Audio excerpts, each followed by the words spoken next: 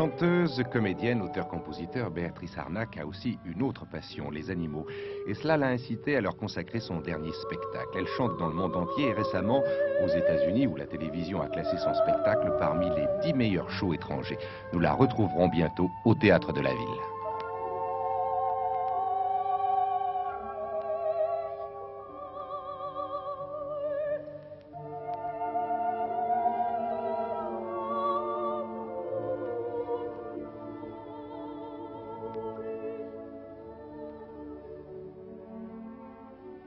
Au début des temps, il n'y avait pas de différence entre les hommes et les animaux. Toutes les créatures vivaient sur Terre. Un homme pouvait se transformer en animal s'il le désirait, et un animal pouvait devenir un être humain. Il n'y avait pas de différence.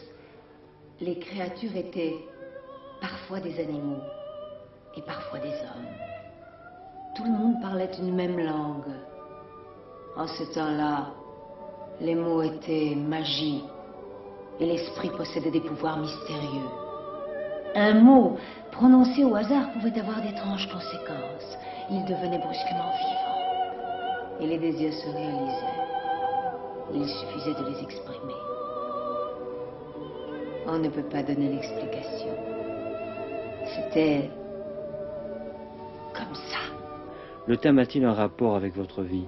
Absolument, tout à fait et complètement.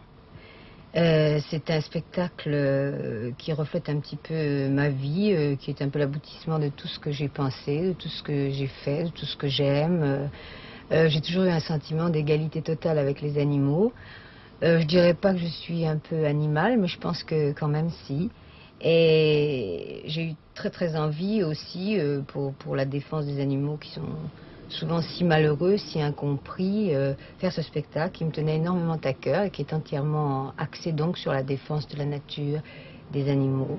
Et là, je suis un peu leur porte-parole.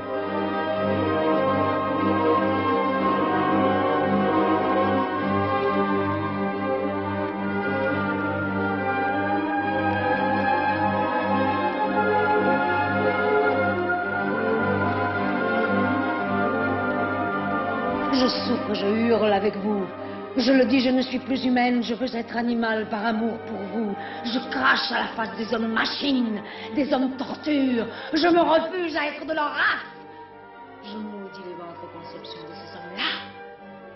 Et tel un magicien de légende, je suis prête à les entraîner et à m'engloutir avec eux dans une mer couleur de sang, afin de vous offrir la jouissance d'une terre incivilisée, dont vous referez-vous peut-être le paradis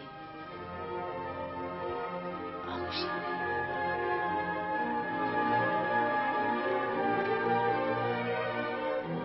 Je me sens effectivement très très bien avec eux. Je me sens vraiment en osmose avec eux. Et je pense en plus que les choses sont indissociables. Je pense que pour aimer l'homme, il faut aimer les animaux. De même que je pense que si les hommes traitaient mieux les animaux, avaient une plus grande compréhension de l'animal, il y aurait certainement beaucoup moins de mouvements de brutalité envers les hommes. Je pense que toutes les choses sont liées.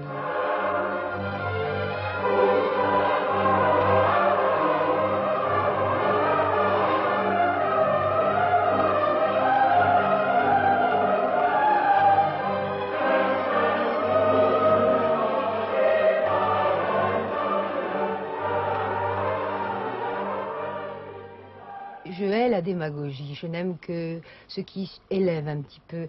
Et les animaux sont pour ça absolument exemplaires, car contrairement à ce qu'on pense, nos critères étant seulement des critères humains, quand nous parlons d'intelligence chez les animaux, l'intelligence pour nous c'est un critère, c'est un mot humain. Ils ont exactement la même sensibilité, la même intelligence, différemment. Elle se manifeste d'une manière tout à fait différente, mais elle est aussi profonde. Quant à la sensibilité, quant à l'amour qu'ils nous donnent, le rayonnement de leur magnétisme affectif est absolument énorme. Et il est évident que c'est leur présence, le fait de vivre avec eux énormément, tout le temps, tout le temps. Dès que je peux, je suis là. Si j'ai une heure entre, par exemple, un spectacle et autre chose à Paris, je fais facilement mes 40 kilomètres pour revenir une heure, à me retremper dans cette ambiance. J'en ai besoin. Et je crois que leur contact vous amène à plus facilement vous concentrer, penser plus facilement, écrire plus facilement et s'ouvrir en même temps. Contrairement à ce qu'on pense, ça n'est pas la solitude une rétractation, c'est au contraire une ouverture. C'est la possibilité de vous ouvrir. C'est un peu comme un diaphragme en photographie. Et ça vous donne la possibilité d'être ouvert après, plus facilement à tout ce que vous rencontrerez, parce que vous vous êtes préparé comme un terrain. Et pour ça, les animaux sont extraordinaires.